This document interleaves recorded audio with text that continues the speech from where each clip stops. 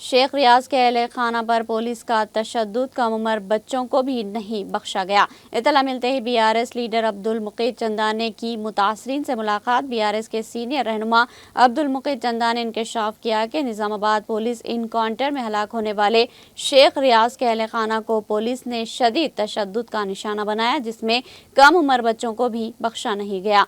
अब्दुल मुकीद चंदा ने निज़ामाबाद में मुतासरा खानदान से मुलाकात के दौरान कहा कि वाक़या इंसानी हुकूक की संगीन खिलाफ वर्जी है। उन्होंने बताया कि पुलिस ने घर वालों को मिर्च डालकर पीटा और बच्चों तक पर जुल्म किया, जो कि नाकाबिल कबूल है। उन्होंने रेवंत रेड्डी हुकूमत को आड़े हाथों लेते हुए कहा कि RR हुकूमत में तेलंगाना की हालत RR गुटके जैसी हो गई है, जहां रौडी राज चल रहा है।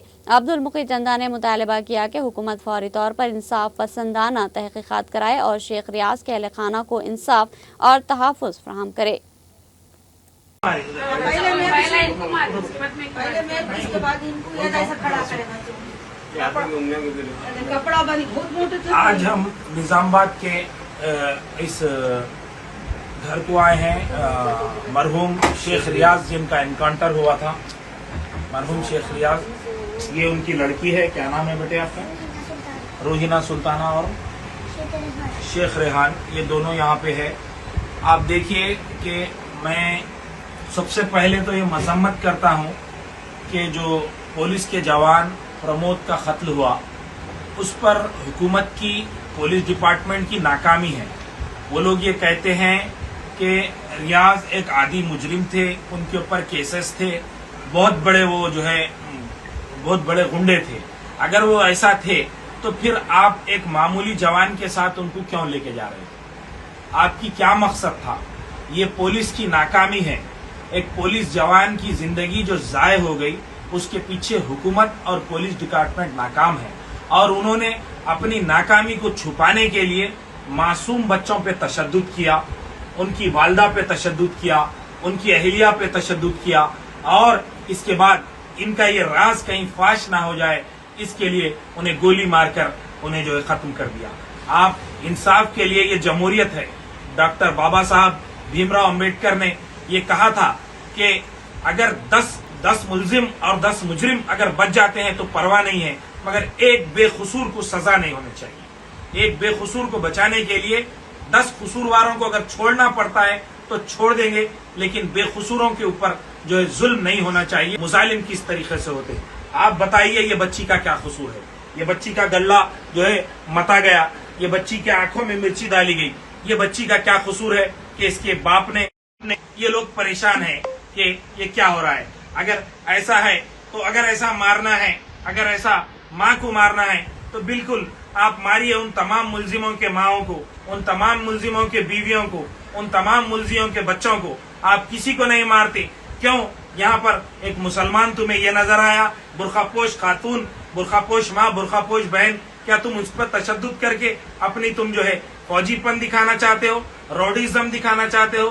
तेलंगाना रियासत वजूद में अमल में आने के बाद से पूरे 10 साल तक रौडियों को और जो है ये जिस किस्म के तशद्दुद करने वाले लोगों को KCR साहब ने कंट्रोल किया था।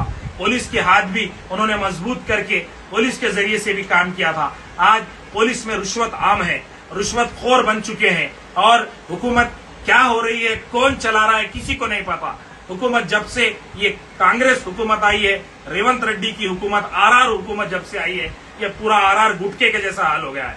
ये हर तरफ RR करके छोड़ दिए, रौडी राज हो गया है ये RR का मतलब। ये रौडी राज अब कब खत्म होगा? जब से इनकी हुकूमत आई, हैदराबाद में कत्ल गारतगिरी के वाकयात होते हैं, मुख्तलिफ मुकामात पर कत्ल गारतगिरी के वाकयात होते हैं। अपनी नाकामी को छुपाने के लिए मासूम बच्चों पर तशद्दुद करती है।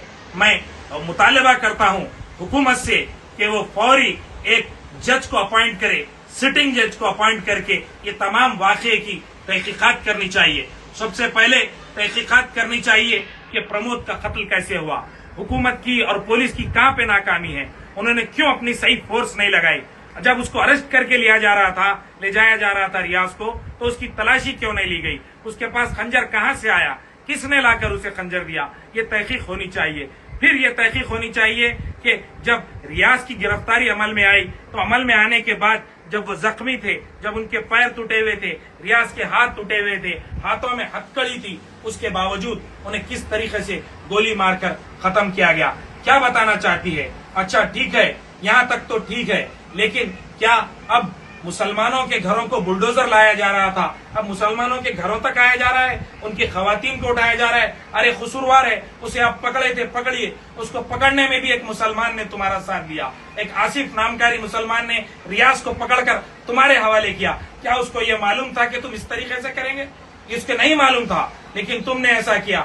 میں مطالبہ کرتا ہوں کہ آصف کو بھی سرکاری نوکری دی جائے. میں مطالبہ کرتا ہوں کہ یہ سنوبر ناظرین جو بیوہ ہیں، ان کو فوری بیوہ کا وظیفہ جاری کیا جائے. امیڈیٹ اس کے لیے کام کر کے انہیں بیوہ کا جو وظیفہ ہے، ماہانہ وظیفہ جاری کیا جائے، اور سٹنگ جج کو لگا کر اس کی انکوائری ہونا چاہیے.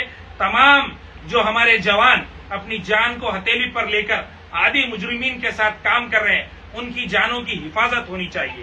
ان کی جان جوخم میں ڈال کر اعلیٰ افسر بعد میں کسی بے قصور خاندان کو نشانہ بنا کر